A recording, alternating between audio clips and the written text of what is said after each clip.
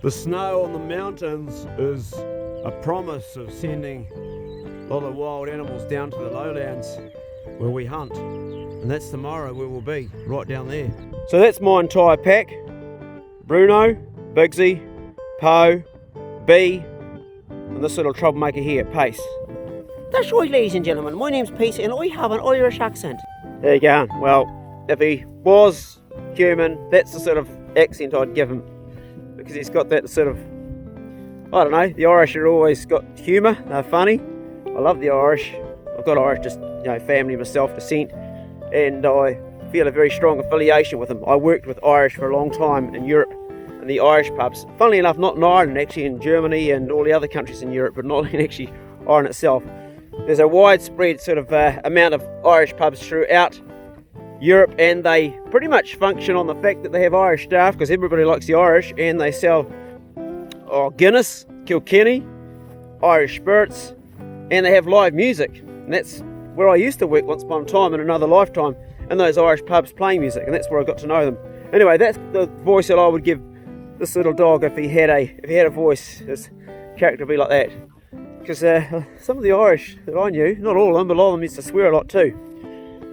But they changed the swear words in a way that you kind of get away with them, you know. That's how they are. The Pace is like that. He gets away with stuff because he's so goddamn cute. Fucking right I do, man. I get away with shite. Oh, these guys have a great life on the farm. They really do. And tomorrow I'm taking them hunting. This fella will be staying behind though, won't you, mate, eh? That's right. They get a lot of walks here because Al, who now lives here in the house truck, she does them in the morning first thing. And then I come and do them another walk now. It's like 10 o'clock now, so they get another walk. They get one at lunchtime. Well, g'day guys, didn't see you up there. Did we disturb you, eh? Not far away. Maybe they got some ideas about nesting around here. You're pretty safe up there, aren't you, mate? A couple of parries. How difficult would it be to shoot that on my property? You know, walk up towards it with the gun, as soon as it flies legally, well, if it was at the right time of year, boom. But hey, they're quite nice to have around if they're going to have some offspring. We like the duck population to increase around here. There's a bit of water in here. This little area is often rabbits in here too. You smell something, don't you, mate? Always on the hunt, this guy. Big prey drive. I wouldn't be surprised to find a nest around here with some pukiko. It's the sort of place they nest in this briar where they're sort of protected. This guy's looking for something. Could be rabbits in here. You've got water down here. My children used to play in this creek when they were very small. And one time, I've actually got a video of it, my son was under this tunnel here with my daughter, Yona and Dayla, and they had a massive big eel, and it was just about as long as him, and he was underneath the bridge just there with this big eel, wrestling it. It was funny. Yeah, he was not too scared, my boy. He's pretty brave in that respect. It was right down in there.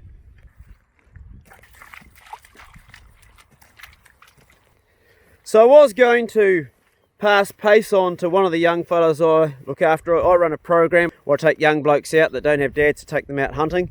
And one of the young guys I've been looking after this year is young Spencer.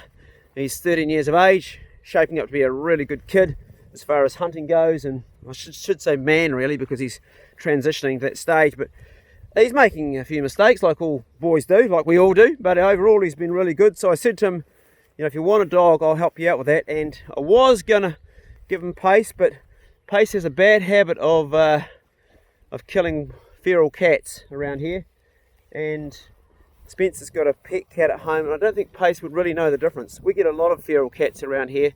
They do a lot of damage. They clean up a lot of our native birds in the springtime when they're nesting, and they generally get here by people that are too, what's the word? I won't talk about this because it does make me I get a bit pissed off with it, but people drop their cats off, they just dump them. Always happy, always on the look. She's my main dog. She's in her 7th year. I bought her for $500 as a going dog off Kim Swan. She's a mixture of Hunterway. She's got some beardy in her, bit of heading dog, and a really good pig dog. She's my main dog. She's caught a lot of animals for us, really has. And by far the best of all my pack as far as hunting goes. Very talented. Let's hope that Bigsy shapes up. Bigsy's father is this guy here, believe it or not, even though he's bigger than him now. And Pace is a Wallet Terrier. That's a name we just give for dogs bred by Wade Waller in Temuka. And he's actually the mixture, or I can't tell you what's in there because Wade's been breeding since he was like 16 and he's now 50 or 60, so getting quite, he's been doing it for a long time. It's taken him a long time to get this breed like this. And neat little dogs. His brother also breeds dogs. This guy here is also from Wade and is going to become probably my best pig dog eventually. He's still young, still needs another year to work it all out, but he's always on the look for something. He's not a pet, he's purely a hunting dog, and that's what he's best at doing. He's not even interested in having a pet, he just wants to go and hunt all the time. Really, really good dog as far as what I'm using him for getting out, ranging out, finding, and always on the look for something. Very high prey drive, and he has hit other species, goats and hares and rabbits, which he shouldn't be doing, but getting him actually stock proof has been hard because he has such a high prey drive. So really enjoying hunting with the forestry right now. We can relax a bit where the other species aren't around. Poe telling her son, easy mate. They play a lot. I carry a stick around for training. I don't hit my dogs, it's just for keeping them in line like this. Bruno, get him behind. Heel up. Bixie, get him behind. So the dogs aren't allowed to go in front of me, and if they do, like's going on right now, this guy here's just gone in front. Bixie, get him behind. Bixie, get him behind. Good boy. The stick is just a wee thing to marker, and a wee tap here, just in the chest. Get him behind. Just a wee tap. Just to let them know you don't go past the master right now. They will try it all the time. They're like children, they're always pushing their boundaries, and part of a good trainer, or being a good trainer with your dogs, is always keeping your boundaries firm. They're not negotiable, they always stay the same, so the dogs know where they fit in the pack, where they fit in the order of things. And this keeps dogs under control, because you do not want to have a pack of dogs like this out of control. And it does happen. And when that happens, you've got the packing mentality, and they go right back to being wolves, and they will pack even against each other. If one dog's injured and they think, right, we need to take it out of the equation, they'll pack on it and try and kill it. So don't sort of get too caught up with they're cute little dogs. They're actually wolves, and they're killing machines. That's what they are. That's the reality. And these guys do that. That's their job. It's catching wild pig. Get them behind Poe, and keeping it contained long enough until the hunter can get there to dispatch it. B, get them behind. And I've been called a control freak with my dogs. Yes, I am. Totally. I'm 100% control freak. I like to have my dogs under control. And if you don't have your dogs under control, you can have big problems, like real big problems. And I don't always have them under control. Sometimes they get out of control. And when that happens, it's time to go back to basic training and start all over again. Part of keeping dogs under control is daily training, just doing daily stuff. B, get him behind. He just saw a rabbit then. B, leave it. Leave it. Lots of distractions for high prey drive dogs here on the farm. Heel up. So part of my training is not just out in the bush hunting, but it's also at home on the farm doing this, walking around without a lead and just a stick, and walking them through the sheep, walking them around close to public places where they can see people. And they have to understand all the time that the master is there, and if they do anything outside of that, they'll be told off. And they really just want to please your dog. That's all dogs really want to do. They just want to be your mate. They want to get your approval all the time. They don't want to be told off, and they don't want to be growled at, because the part of their survival is being part of the pack and working together as a team. Heel up. Old Bruno will be at the back. There he goes, like he always is. Tailing Charlie, saving his energy as he walks up the driveway. B, get him behind. Heel up. Good boy. Pace is always behind. He's like a little shadow. He's a great wee dog, Pace. What is it that dogs really need? Well, this is my spin on it, and it's only my spin on it. You might have a different spin. First of all, they need shelter from the weather, good shelter. So if you're in a freezing cold place, right down south, they might need insulation. Up here we don't need it in Nelson. It doesn't get cold enough. Well, not to my thinking, but they've got blankets in their box. All of them have blankets, woolen blankets. I get these old blankets and I wash them out once a week and hang them up on the fence. Sometimes I don't wash them out. Sometimes I let the rain deal with them. here they are here now. You can see on my fence getting sun. They're all along here. Some have been a bit chewed by Bigsy. So in their kennels, head up, they have some warmth to sort of particularly leave that chicken feed there, Bigsy. Particularly for the Waller Terriers, which have a lot of whippet in them and quite a slim dog. Get up, B. B, come. Good boy, Bigsy, already one step ahead. And they also need good tucker. And they need fresh water too. Righto. Speaking of tucker, we'll get the posse yum out, because that's the main thing I feed my dogs. It's a premium dog tucker. And they have actually been fed this morning, but I want to show it to you. Poke and smell it, and she thinks she's getting fed again, don't you, mate? But you're not. You're too fat anyway. You've probably seen on my channel, if you follow me, I've been feeding my dogs chunky for about, I think 15 years now. And this, I'm thinking around the last 10 years. And the reason I've stuck with it is I've done the maths. It actually works out cheaper in the long run if you don't overfeed them on it, because it's compact and it's got so much goodness. It's a premium dog tucker. And other than small dead animals like possum, rabbit and hare, which I feed the dogs, and fish occasionally, this is all they get. And the reason it's a whole food is because it contains all the trace elements and nutrients, like the offal from the animals they use in it. It's got a fair amount of possum in it too, but it's also got heart, liver, lungs, kidneys, spleen, all the good stuff, you know, kidneys. And for that, to my thinking, even though it's actually quite expensive, when you actually see how much that, you know, to feed these dogs and keep them in prime condition, even if it was a bit more dearer, I would still feed it, because I like to have my dogs in tip-top condition. So that's another part of keeping dogs, is good nutrition. Really, really important. Don't feed your dogs that cheap kibble shit you can buy. I am guilty of buying it, and I've seen what it's done. You know, you can buy that cheap bag, you get like 20 kg or 40 kg for fuck all. But you're just giving your dog shit. Dogs aren't designed for eating carbohydrate like that. They can't break it down properly, and they can't get the nutritional value from it. There's a lot of thoughts on what you should and shouldn't feed your dogs. Some people say you shouldn't feed them eggs. I think there's nothing wrong with an egg. I mean, think about it. A wolf in the wild would find some ground nesting birds or eat the eggs, and it wouldn't kill them. In fact, they do well out of it. Some people say it could cause E. coli.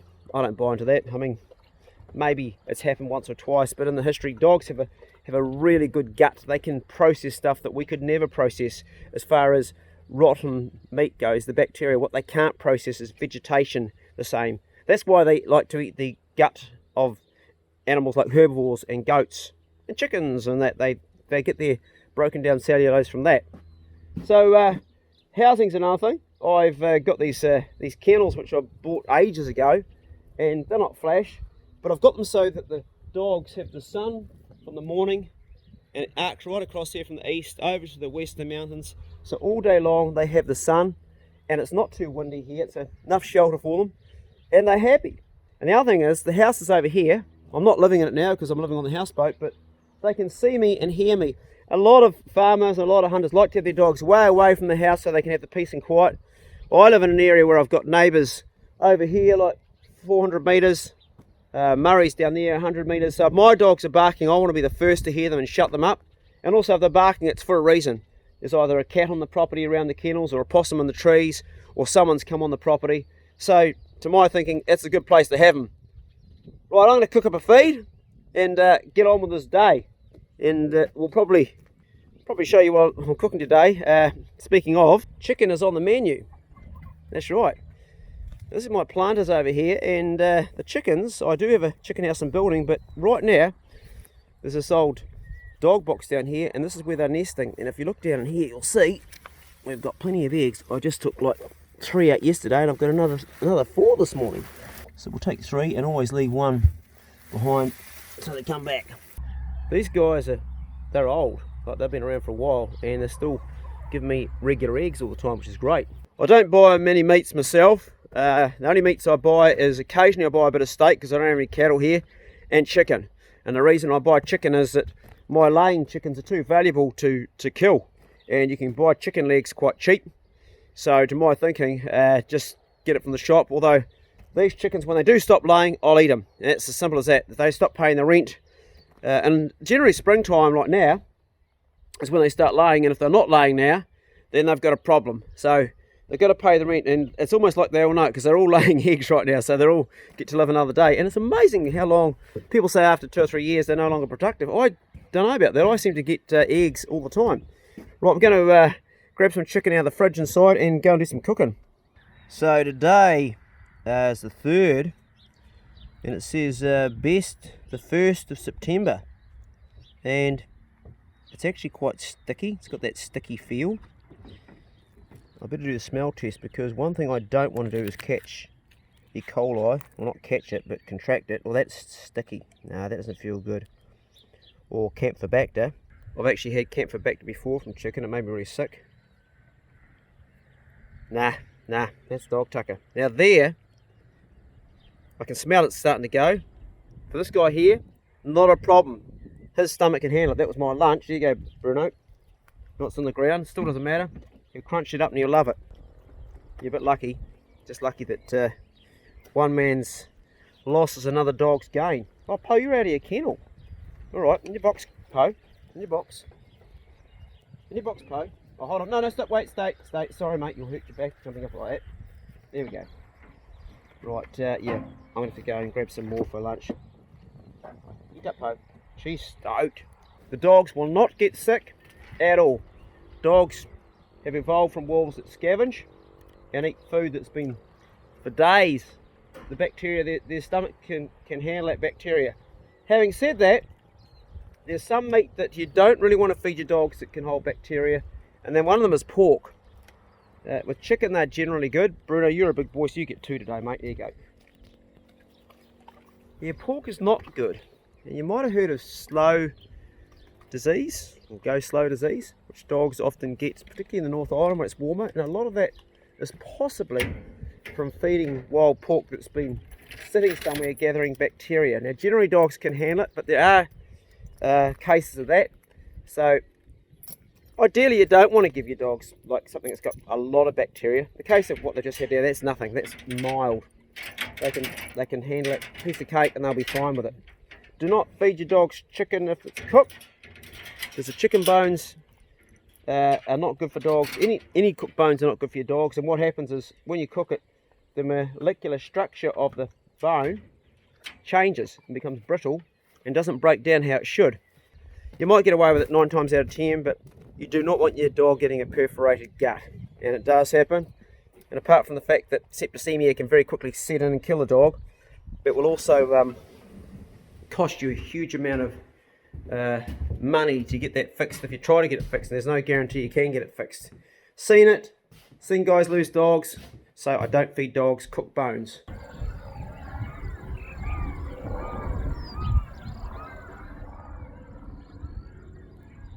We're on the flight path here of many small aircraft.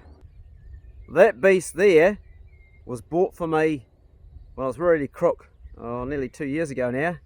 I had to have lots of treatments and lots of driving around the country, and one of my very, very good patrons, and this guy sort of read lines it a bit, who wanted to remain private, said, Clay, stop running your truck around. You know, that is reserved for hunting and taking young fellas out, which is what I do every weekend. Doing that tomorrow, and I'm going to lend you some money to buy a car that's economical. Well, it's not economical. I just, the little boy in me, the boy racer came out, and I've never had a sports car in my life like this ever. So I thought, well, I do have to give it back. Although I've been saying for a while now, I want to sell it, and he's been saying, oh, just hold off, you know, when you're totally in the clear. So I had a lot of treatments, and I would drive up and down the country, and I clocked up a lot of miles, but also use it for things like now going down to the shops just 5 minutes away to pick up some chicken, because I love driving it. And I feel sort of a little bit guilty driving it sometimes, because it was bought for me for just that treatment during that battle I had with cancer. But I talked to him a couple of days on the phone. He said, no, enjoy it. I mean, the guy's, he's a multi-millionaire with a big company, well, actually more than one company, but that doesn't justify me taking advantage of that. So I said to him, bro, I'm feeling pretty guilty about driving it. And he said, no, not for a minute. He says, you've been through a lot, you deserve it, take it, mate. And I really do enjoy driving it. So we'll find any excuse to go for a drive. It does use a lot of, it costs a lot to run. It's not economical, and I got it on special. It was from $15,000 down to $12,000.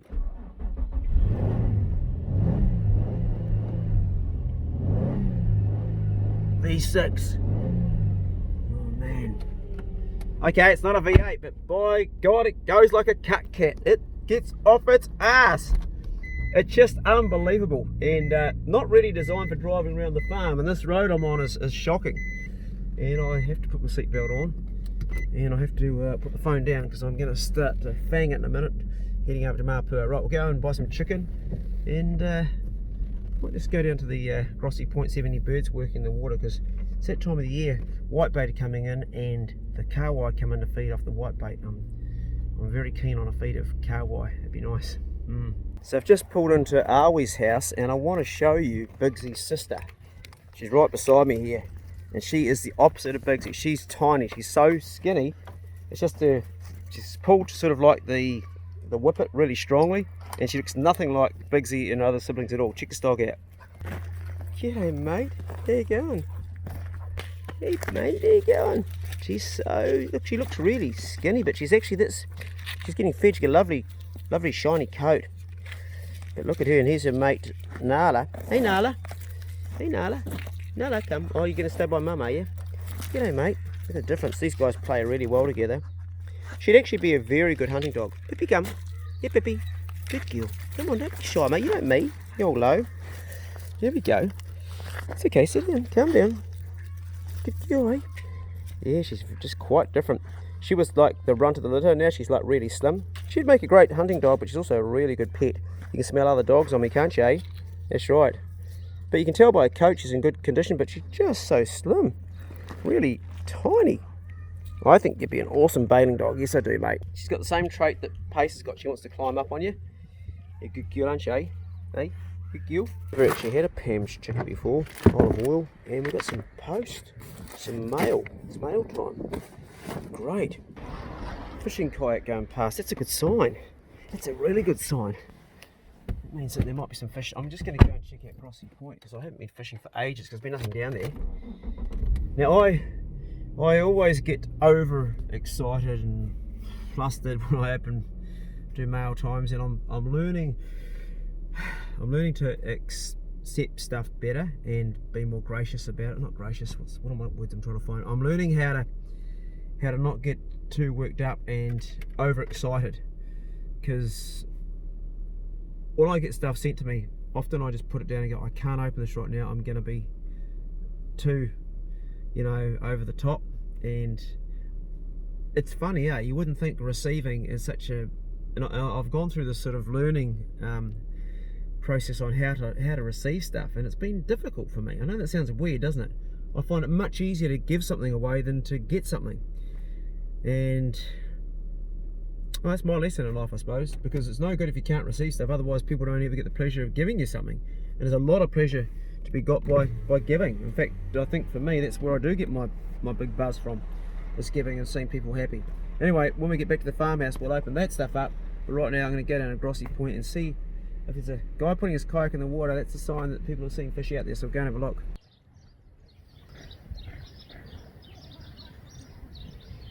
It's interesting, there's a lot of birds at that point.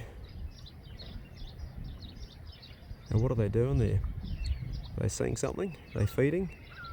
You've got oyster catchers and spoonbills all moving around there. Quite a lot of activity. Look at the view from my car, right from where I'm just parked. Look out across here. This is amazing. Those mountains, that's Mount Arthur. Beautiful. Just absolutely beautiful. What an amazing place. Well, driving down here this morning and seeing the prolific bird life around, and knowing that we're getting very close to going out and just catching fish out here gets me really excited. This is it's my home, and we've got fishing right on our doorstep. You can really be self-reliant here in New Zealand. If you grow a good garden, if you do a lot of hunting, do a lot of fishing, you can pretty much feed yourself all year round. It's doable, and so much joy comes from gathering, growing, planting, hunting, fishing your own kai, your own food. It's just like, it's what we're all about, and it's healthy, sustainable, It's fun to do. I just love it. Just absolutely love it. I live for it. And I love teaching it to other younger people that like it too. It's just amazing to do. It really is. Before I go home, I want to check out a spot around here where sometimes I've caught whitebait. Not a lot. Just a very small feed. Occasionally they come up. And it's a public place. You know, it's around people's houses, and there's a wee stream that comes out of the estuary over there. But I just thought it'd be worth a look. You know, part of being a hunter-gatherer, fisherman, do it all yourself, is scouting. So it's checking out stuff that, you know, where it might be. Doesn't necessarily mean you go fishing, you're just scouting out for stuff so you can come back. What's written on the seat here? Do not walk behind me, for I may not lead. Do not walk in front of me, for I may not follow. Take time out and rest a while.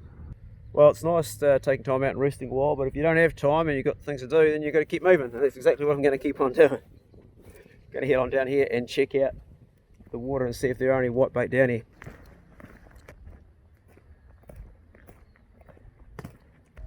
When we lived in Mapua, my children spent a lot of time down that pipe there.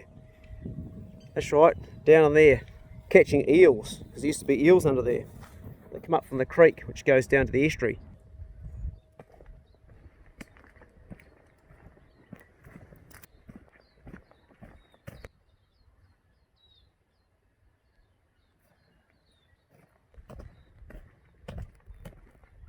Couple of paradise ducks.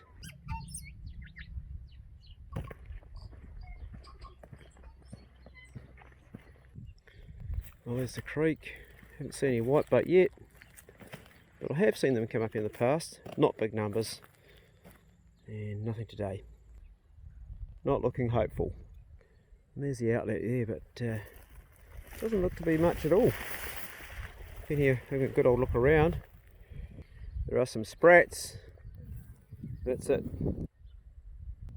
It's an amazing place, Mapua. It's a neat little township.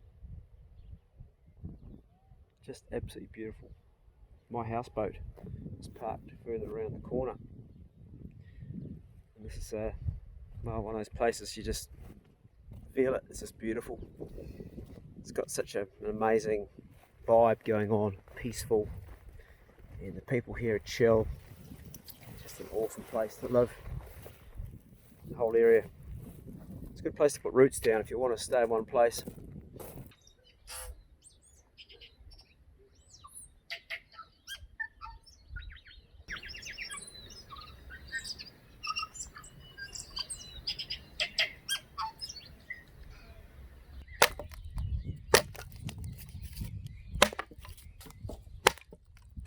For the best part of this year, I've done most of my cooking outside in this fire pit here.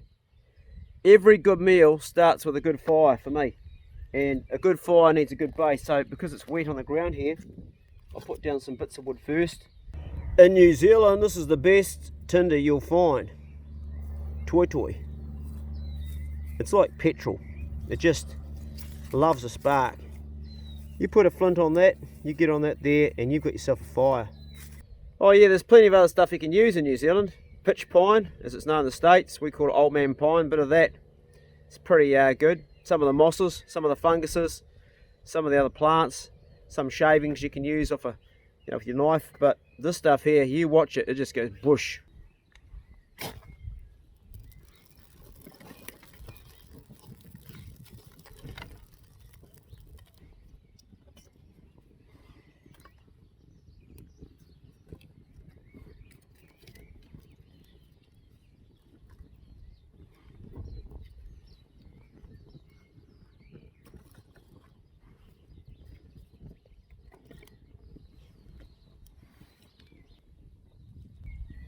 The wood I'm burning here is wattle. It's actually from Australia. It's an Australian hardwood. Makes a really good firewood, burns really well. It's classed as an obnoxious tree here because it takes the place of a lot of our native species, but it makes great burning wood. Welcome to my live vegetable shop, literally. And for the first time I've grown kale. I've never been a big fan, but it's such a healthy food, so we're going to have some of that in the tucker today. And I'm not taking a lot off, maybe one, two. Leaf looks like it's just about on its way anyway. These little ones down here, put that in the basket. Maybe 3 of those. Oh yeah, this guy here keeps on getting walked past and trod on, so I'll take him out too. He's a bit of a clean. Kale is probably one of the best green leafy vegetables, and it's a dark leafy one you can eat. I like to saute it. It's about the only way I can kind of eat it. I don't like eating it raw, and I don't think you should eat it raw. I think it's just a bit too harsh on the guts, but definitely saute is nice. So this is my beetroot growing here, and I've just taken one leaf. I'm going to take one more because you can actually eat the leaves of beetroot. I've got a couple of nice big beetroot leaves, very nice for salads. These radishes have been in 4 weeks and they are growing fast. They're not adult yet, they've still got more growing to do, but I'm going to eat them. And the thing is, you can actually eat the leaves as well as a salad. Very nice.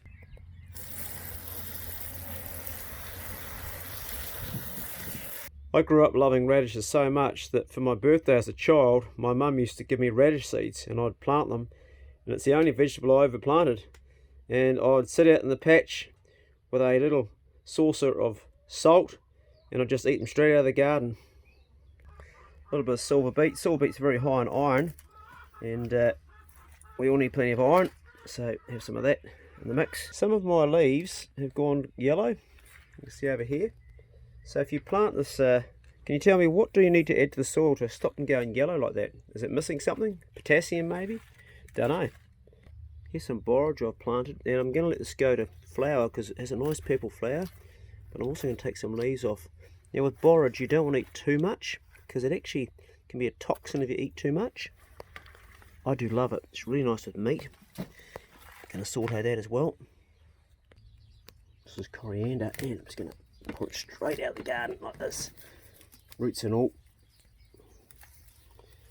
Look at that. Oh yum. I love coriander. I've been told that with spring onions, if you chop them, they actually regrow again. So you take that and add it to the mix and hopefully grow some more of the roots in the ground still.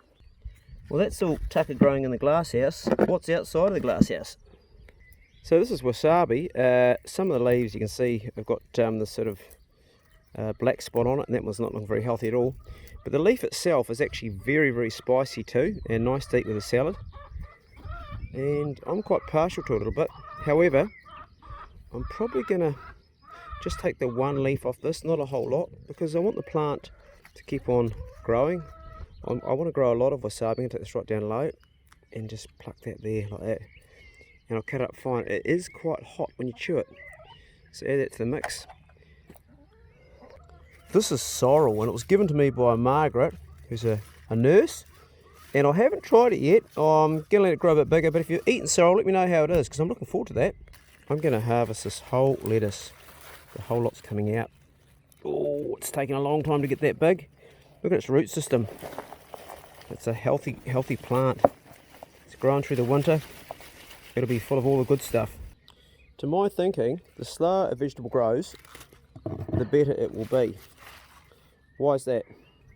Well, compost. One word, polyphenols. When a plant struggles to grow and it's stressed, it creates more polyphenols. That's why people say red wine's good for you, because it contains polyphenols. And apparently the best one is where the grapes grow the highest in the mountain, where they're stressed and they struggle, and they produce that.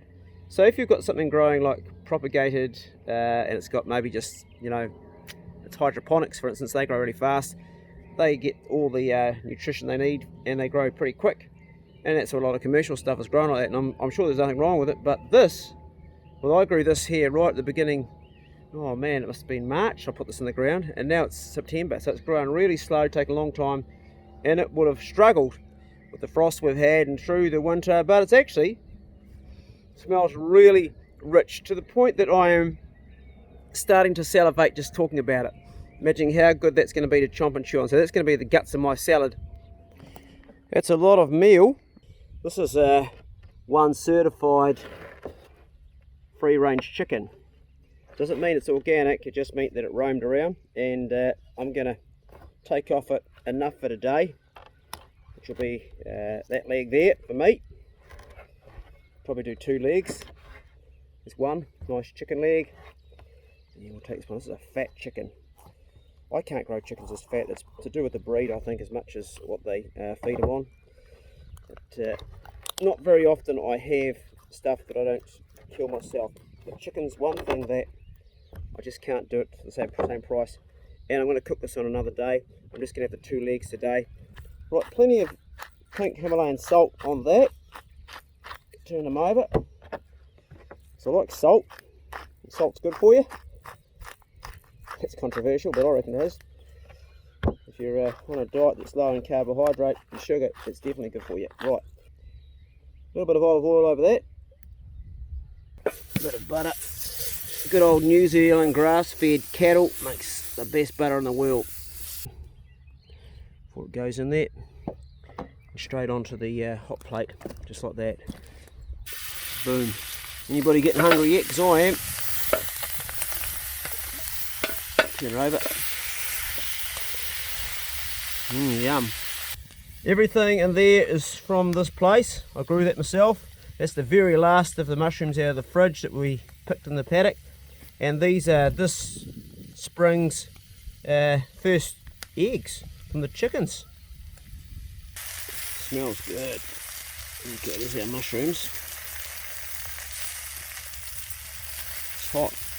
That's my lettuce, and that's my spring onion. There's our beetroot leaves, a couple of them. Finely chopped radish leaf. Radishes. If you guys could smell this chicken, holy fuck, that's good.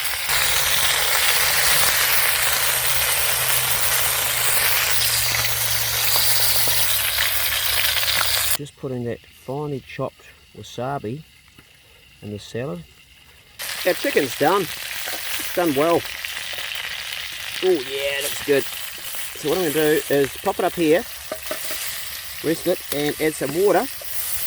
Try not to cause a fat fire. Oh, there we go, a little bit of one. Sweet as broke, that's alright.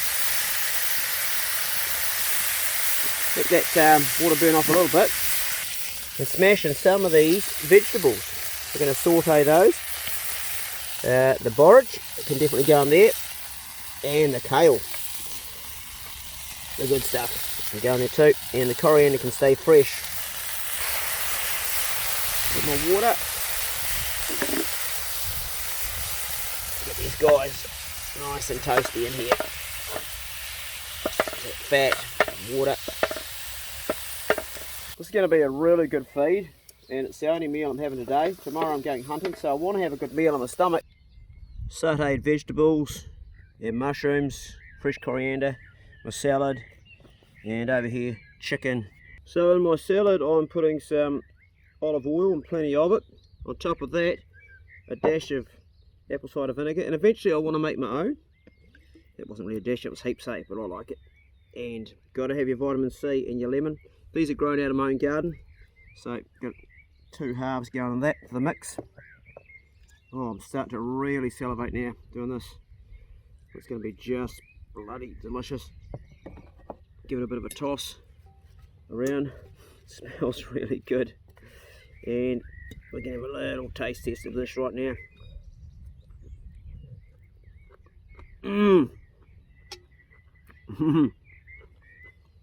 Excellent. One day I'm going to have a new kitchen. Arb's going to build me one, and I won't be doing all my cooking outside in the woodshed. And you know what? I reckon I'll miss it. Maybe I'll keep on cooking out here because food just tastes so good outside. Those mushrooms, great. And how was this? This is the borage. There's a borage there. Like I said, when I put it in the pan, you don't want to cook too much of this because it can actually be toxic too much to your system. It goes great with meat. And let's try a bit of this.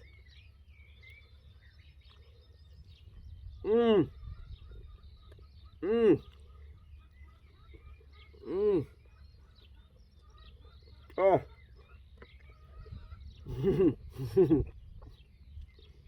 Mm.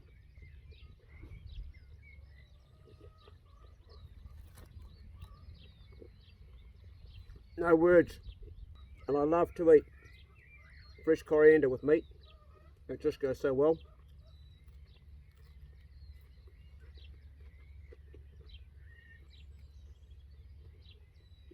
I'm sorry, I can't stop eating. There's a chicken right here, trying to get in on the act. This salad, I will eat the entire salad, no trouble at all. Oh, it's just divine. It's just divine. Mmm.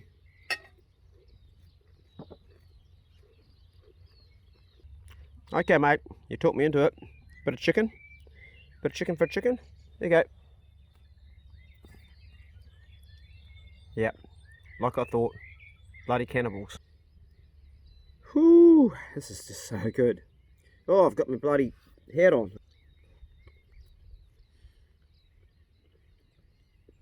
I love mushroom. I just love it.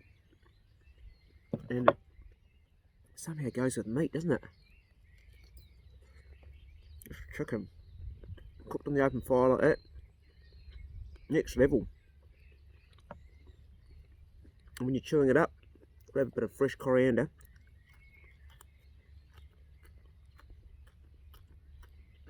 It really complements it. Like, it's really delicious. This chicken's so good. So good. Mmm. All done open fire. Now the salad. That also complements the chicken with the olive oil and the lemon and the apple cider vinegar.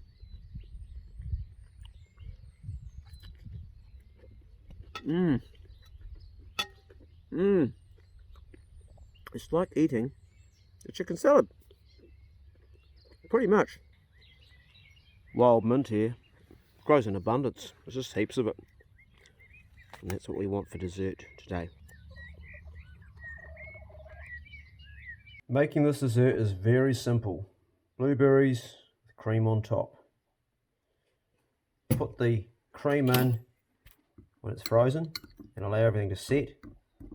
And then when it's all one big piece, just turn it over. There it goes. Check it out. There it is upside down. Just to finish it off, our mint leaves. What are you doing, Bruno? Hey? No, you're not coming in here, mate.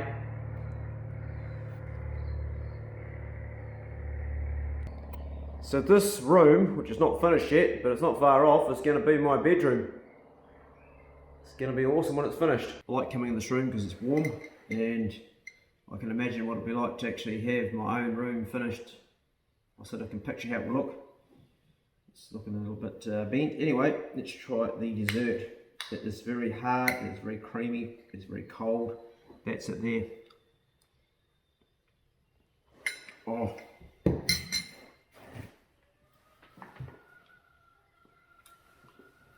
It is so bloody good. It's just such a great dessert. Give it a go, try it. Sounds like chicken's laid another egg out there. Bit of mint on it. Just really, really, it's nice with the mint.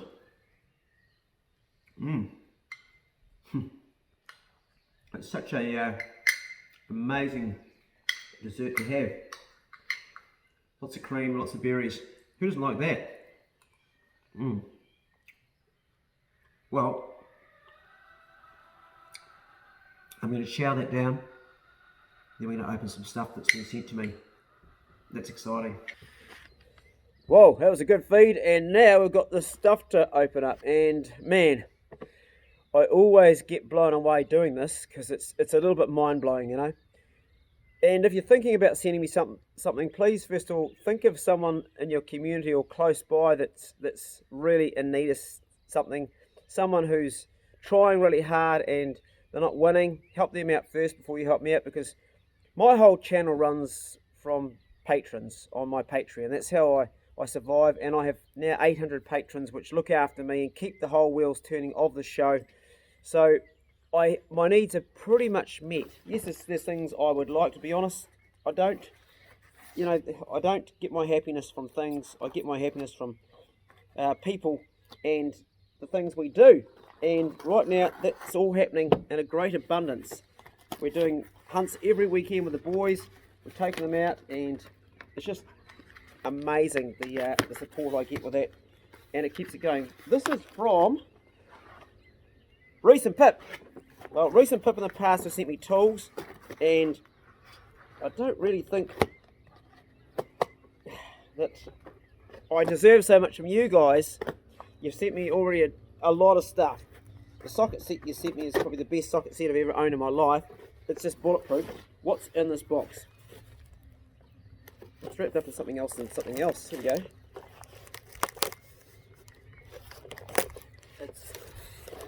There's the name of the product, John's one, which is really a really good product. What's in here? 4-piece pry bar. So that's really good. We can use that, man. I wonder if we could use that to tear my kitchen apart. Because my mate David Vassy would come over and help me do that. You know, give Arb a break. Arb's he only did one day this week, and I just have Arb work when I can afford to pay him and when he's also up to it. So there's no pressure. I was hoping to be in my home a bit sooner, but it's just all time and money, and he's doing a pretty good job. This is going to be awesome for tearing the kitchen apart, I reckon. Let's have a look at these. Are great tools. Let's have a look inside. They really are brilliant tools, real quality. Reese, mate, you are the man. Check it out. Check it out.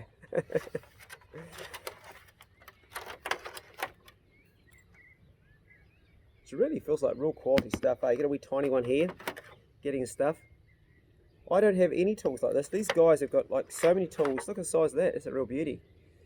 And then there's this big one here. Look at that one there, man. Pry bar. I reckon we could tear a few things apart with this. Thank you very, very much, Reese and Pip. That is just phenomenal, mate. It really is. Put it back in its little box, like that there. And there's also something else from him too, I believe. I'm not sure if it's in here. Yeah, from Reese and Pip, adding to the collection.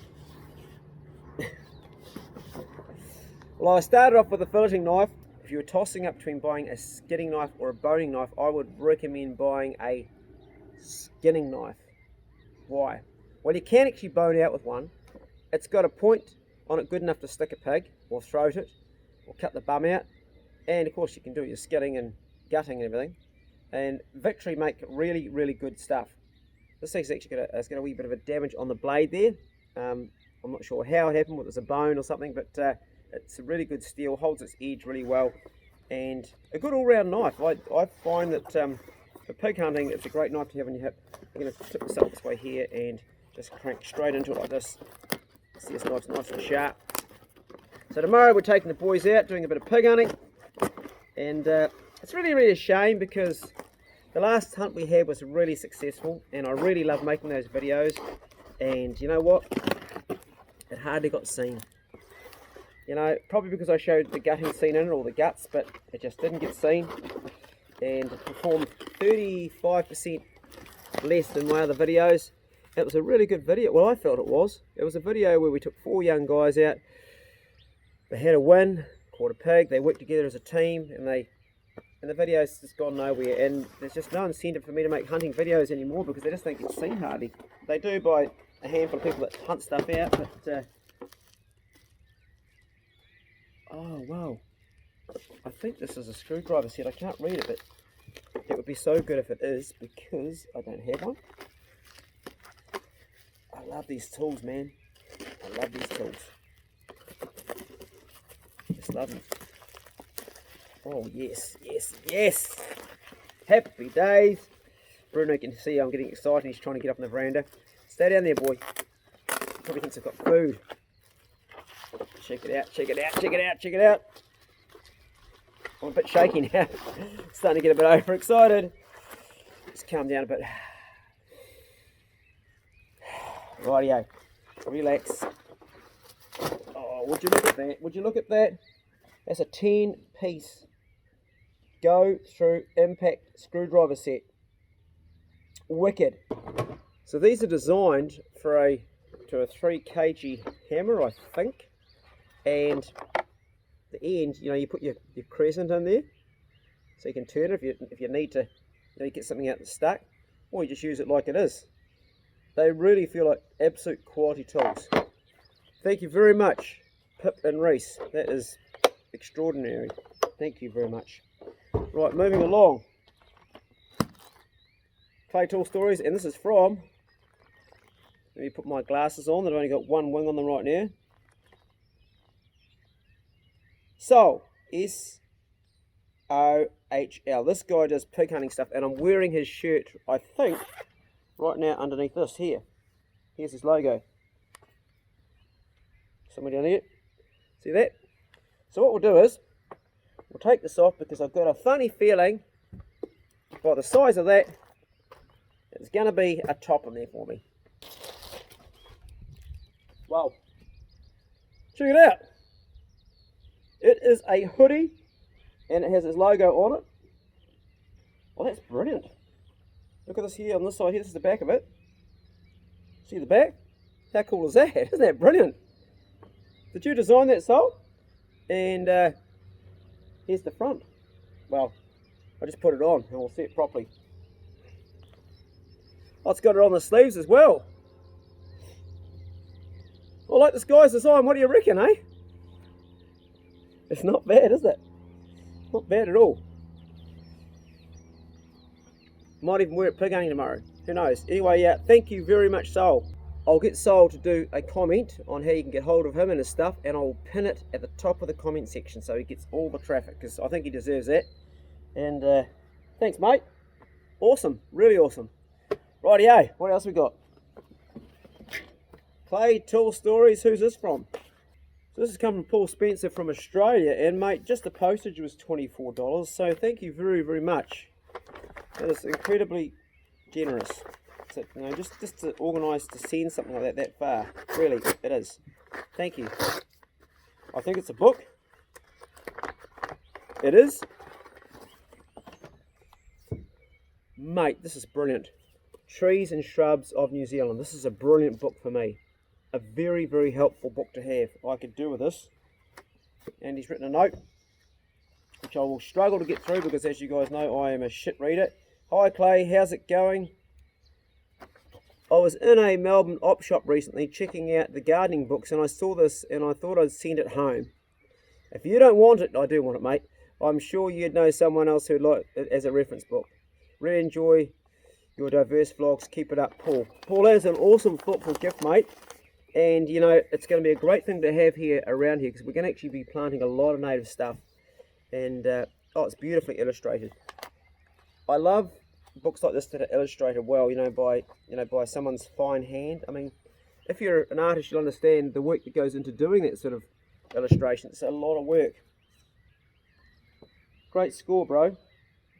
Very, very helpful. Very useful. Thank you. I really appreciate it. Right, I've got two more. This one here is from Gregory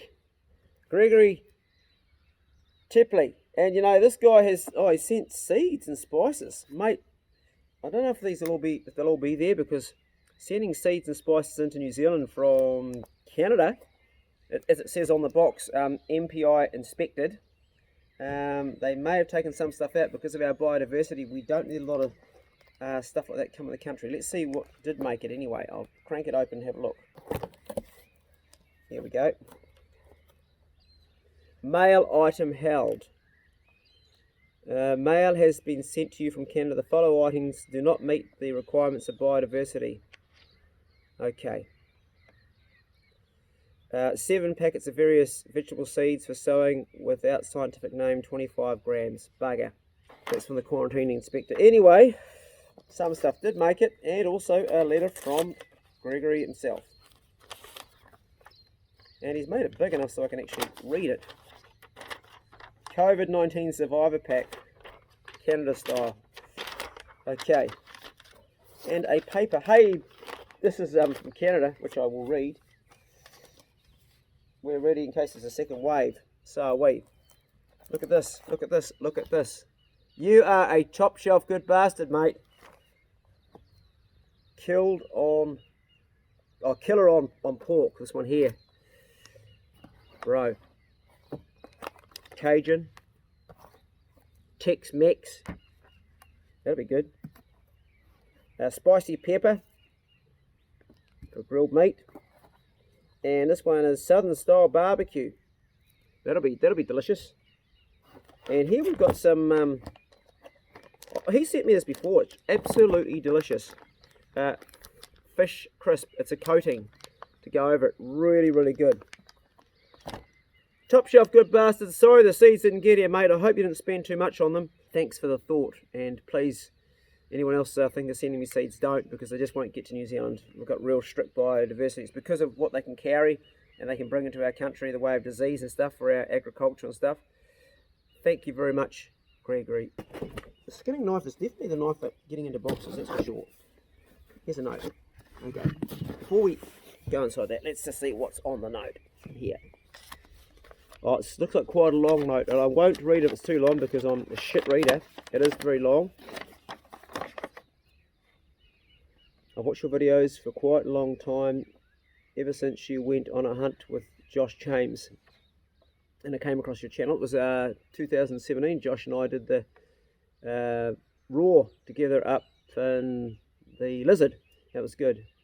You, sir, are a top shelf good bastard. Thank you for everything and what you stand for. You show people daily it's possible to put your mind to it. You can achieve anything, and it's okay to fail along the way. I sure did plenty of that, mate. That's how we learn. You aren't afraid to tackle the tough subjects. You've helped so many people through your channel. Thank you, man. That means a real lot to me.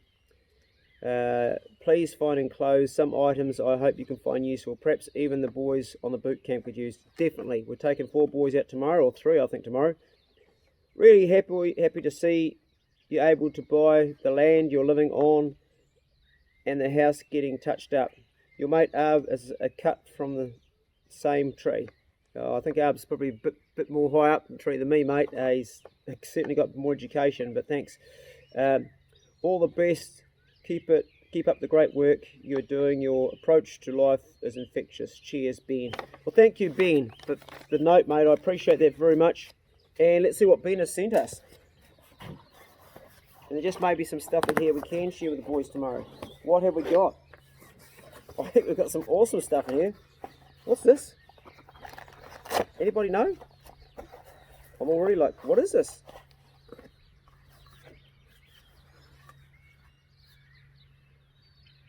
Oh, wicked. Really? Yes, it is. I've always wanted one.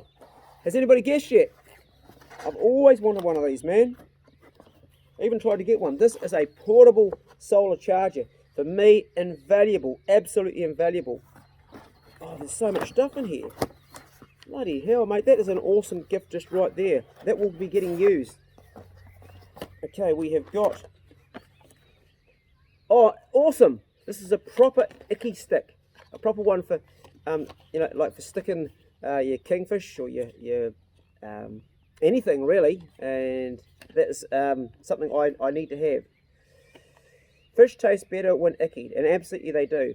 The ickied and then Jimmy, that's where they put your line up inside this fish, is really is a cool thing. This is a box of just so much cool stuff. We're going to get through it. Hunting in the raw. Yarns from great New Zealand outdoors.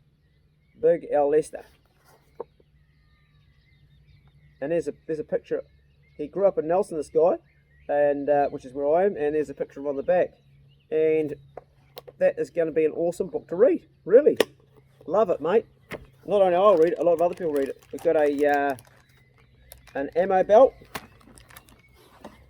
I don't know what this is. This is like a pack for something. Maybe it's a first aid pack, or I'm not sure. Really getting a bit blown away here. Is it also a binocular case? Maybe. It could be. Get straps. I think it is. I'm pretty sure. Or is it a camera case?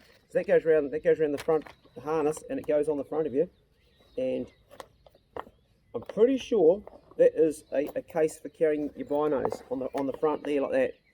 But you can also use them for your camera, which is something I need. That is very useful. I have got a pair of binos, the ones my dad gave me, but I'm going to upgrade because they're getting a bit stuffed. Oh mate, a gift card for New World for 20 bucks. Bro, you didn't have to do that. Oh jeez, thank you very much. That was, and there's enough stuff here anyway. Oh, look at this, we've got a little Billy. Happy days. Happy days. Check it out, check it out. Nice little Billy. What a great gift pack this guy's given us. There's the handle. And this comes off the top. So do your brew in there. And eat stew out of that. Cup of tea. Drink it out. Wow. Wow. That's so cool. This is such a great gift pack. Okay, another ammo belt. The straps on the outside. Fantastic. I don't know what this is. I'm thinking it's for your tucker for eating out of when you go away, which we'll be doing very shortly. If it is, it's done very well because that there is not going to come undone. What's inside here? It bloody is, you know. Check that out. Check that out. You got your wee cup with the lids. Check this out. Inside there, another one. How cool is that? Little lid for that. That's brilliant, man. Far out. How cool is that? Lid on there, lid on there. Oh, really? It's got a wee strainer. Look at a little strainer. And it all just packs in like that. That's just frigging awesome. Plate for the scrub. Oh, a very nice knife. Look at that. That's a beauty. Oh, man, I'm buzzing. And it's been sharpened. That's factory sharp. I'm pretty blown away, to be honest, guys. This is a hell of a gift pack. I didn't know there was going to be all this stuff in here. Right, well that will go to some lucky boy. Some cordage. Oh no, it's not. It's rifle cleaner, I think. Yes, it is. I need one. Thank you. I've got some, but it's buggered. Awesome. What is this? This is heavy. What is in here? Kelty. Oh, mate. Really? Really? God damn. All the camera gear. Battery pack. I'm thinking. I'll have to do some investigation here. That's the hand. That's all the gear for holding the GoPro. It's all the GoPro connections and spare batteries. Whoa. Whoa. Oh, unbelievable. I haven't used this. It's like GoPro, but it's a different brand. This is very heavy. I'm thinking it's like a juice box. I'm guessing. It feels the weight of one. It is. It's a lithium battery power pack. So for your electrics, absolutely a must to have. Absolutely. Wow. And all the fittings. These fittings are bloody expensive. That's the housing, and these are the fittings. That one there, might go on your rifle barrel. It's for a GoPro. Really handy for a rifle barrel. That one, see, that's got the. It is. That's what it is. Man, dude, this is just phenomenal. Really, absolutely phenomenal. Unbelievable. Really unbelievable. I'll do that up later on. Just unbelievable. It's like GoPro stuff, but a little bit different. A magnet mount. For someone like me that does a lot of hands-free stuff, it's really important. We've got some clothes in here too. We've got a really nice top here. It's a brand new one. Still got the logo on it. There it goes. Look at this. This is good gear. I mean, it's $75 retail. Honestly, geez, mate, it's a hell of a gift pack. I can see young Spencer wearing that. I'm sure he's watching right now. And we've got a really another nice top for summer. Probably a wee bit big for Spencer. Oh no, he's going to grow into it. That's a large. Good gear, man. Really good gear. And we've got some putties. Can always use these for the boys. Can even use them myself. They're a must-have. And we got. That's a torch, is it? A power. I think it's a power pack torch. It plugs in. I think it's a power pack again. Yeah, it is. It's a power bank. It does have a light on it, so you can actually take that when you go in your bush. Really good for going away on trips. For someone like me. This is a buff, or is it a? No, it's an actual mask. Goes over the head. And we've got another one here. Great for you guys doing archery. Really awesome to have. Some of the boys use it in the bush. Socks, can never have too many of those. What's in here? I'm thinking, yes it is. These are invaluable for cooking with. That there goes around your cooker. See it around it. And I use one all the time when I'm cooking. Just keeps the wind off. Keeps the, from getting blown out. Very, very handy. And I've got one, I bought one on eBay. Well, might have been trading actually for $11, and I've been using it for 5 years and it's still going, although it's pretty munted. Fantastic. Oh, we've got more clothes in here. Pair of gloves. Awesome. And a nice top, is it again? It is. I'm not familiar with this brand. That feels really nice, mate. Beyond. Very nice. I've got a room set up just for all boys stuff, which most of the stuff will be going. And the last item I'm thinking is it a fly? It's a bit too small for a fly, isn't it? Or is it a meat safe maybe? I don't know. Not sure what that is. Anybody know? Is it a meat safe? It's the last item. Oh no, that is it's a fly. Pretty short. Or is it a hammock? I don't own one. I've never had one, so I don't know. Someone tell me what do you reckon that is? Because I haven't got a clue. It's got that at the top there. The best way to pack it would actually be to stuff it inside this bag here, I reckon. Don't know what it is. Anyway, going to pack it away, and man,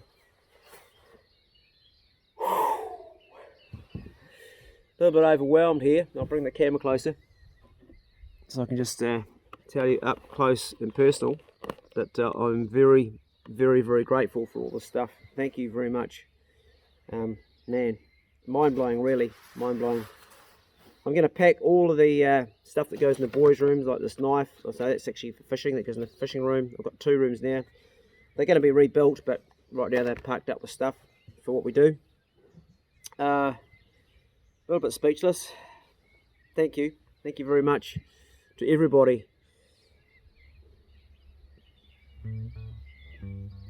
Unbelievable, absolutely unbelievable.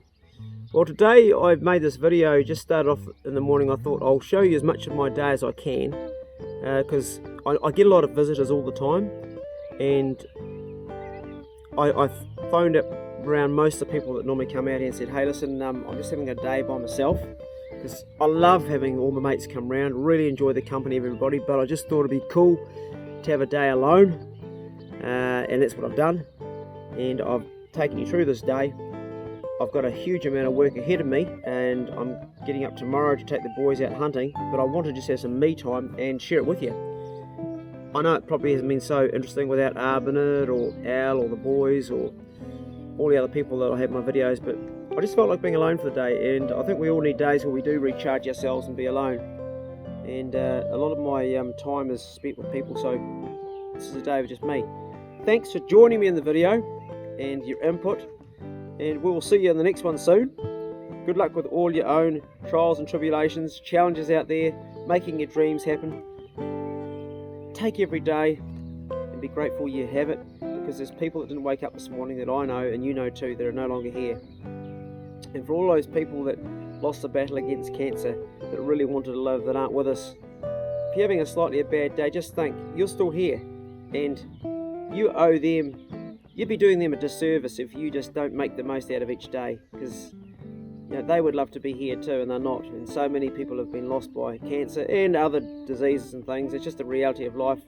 So if you're feeling a little bit like, oh, I don't know where I'm going, or I don't know what's happening, or I can't achieve my goal, or I'm frustrated, just be grateful you've got the opportunity to actually be here doing what you're doing and hanging with us all still, because growing old is something that's a luxury not everybody has to enjoy. And I always laugh when young guys call me, hey, you old bastard. I say to them, hey mate, getting old's a luxury that not everybody has. And I'm not old by any standard. When I get around 90 to 100, then you can call me old. I'm still young. Anyway, thanks a lot. Be good. You cannot be good. Be careful. See you later. Amazing. Absolutely amazing.